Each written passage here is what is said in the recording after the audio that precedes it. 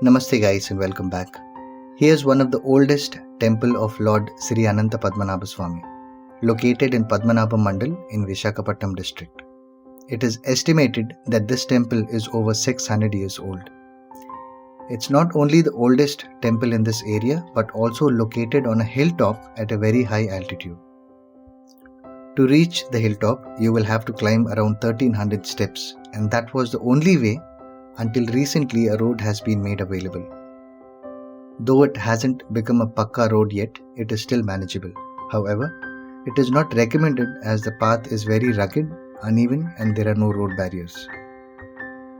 In addition to the 600-year-old Sri Anantha Padmanabhaswamy temple, Padmanabham is also famous for several other historic events. One of it is the Battle of Padmanabham. The battle or the War of Padmanabham took place on the 10th of July 1794. The battle was between the British led by Colonel Pendergast and their team sent by the Governor of Madras, John Andrews, and the Rajah of Vizianagaram kingdom, Pusapati Vijayarama Gajapathi Raju. As the Rajas refused to pay tax to the British and also opposed their governance, led to a war between them. The battle between the Britishers and the kings of Vizianagaram at Padmanabham was considered to be one of the early battles for independence of the country from foreign rulers. The battle lasted for an hour and a half.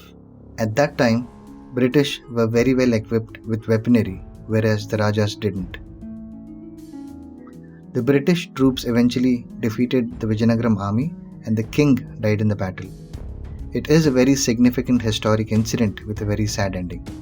I won't be surprised if a movie is made based on this incident.